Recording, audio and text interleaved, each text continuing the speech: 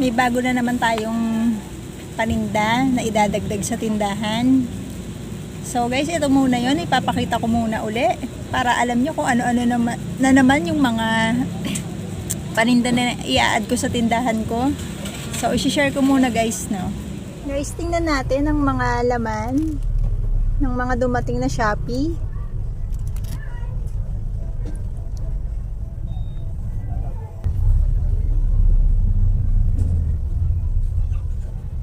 Guys, yan pa. Ano nga yung mga laman ng mga Shopee na dumating?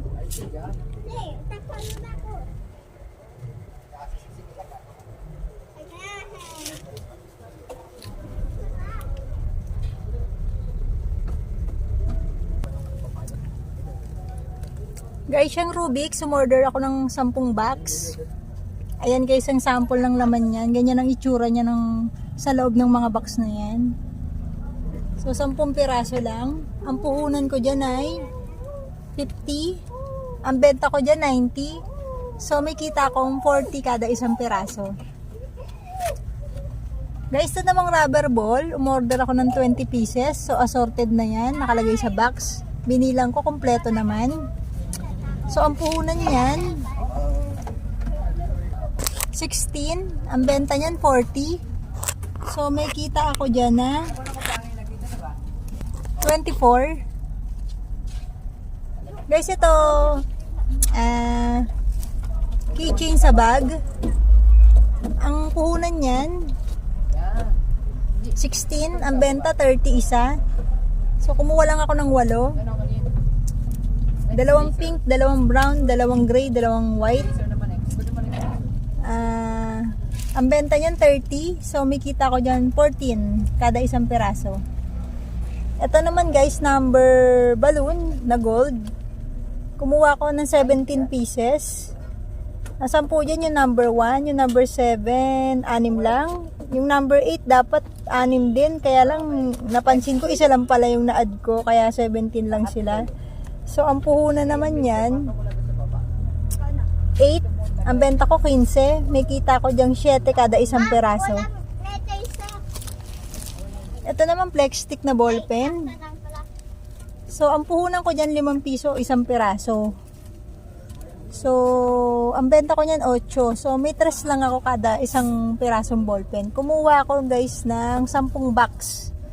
5 ng 0.5, 5 ng 0.7. So, magkaiba ng sulat yan.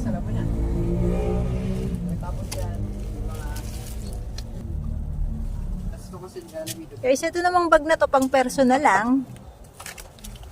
Ayan guys, mahilig kasi ako sa ganyan. So, ganyan lang kalaki gusto kong bag. So, sling bag yan. Share ko na rin sa inyo. So, 304 yung dalawa na yan. So, yan. Ito naman ay oxidizer. Pang halo to sa pangkulay. Ayan, 12%. Kumuha lang ako ng 10 pieces.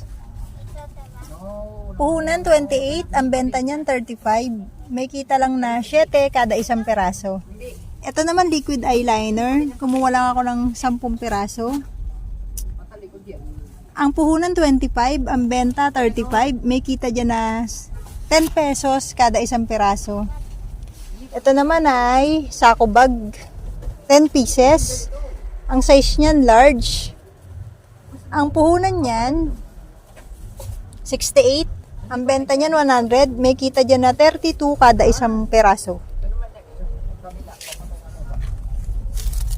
So, ito namang konti na kasi yung ganito ko. So, envelope na may handle. So, magkaiba guys ang presyo ng ito. Itong isa kasi zipper. Ito naman push lock. So, mas mura ang puhunan ng push lock.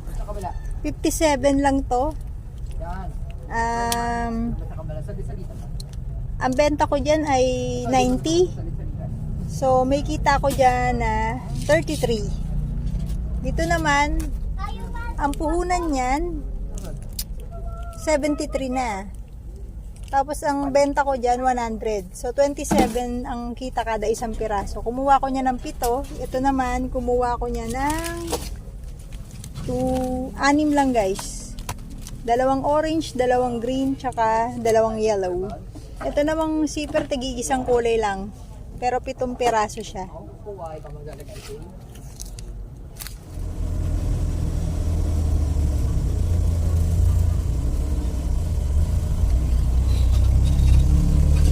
Cash in to Ben, oh.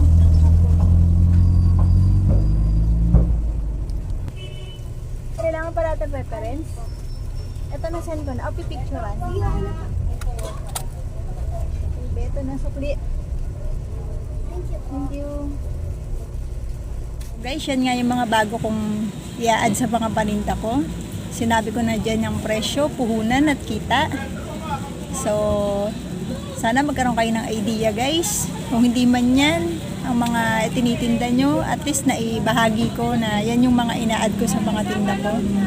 So guys, nakikita nyo no, minsan may pagkakamukha yung mga ino-order ko para paulit-ulit lang kasi nauubos na yon. Tapos may na-add na naman na bago na tinatry kong i-add.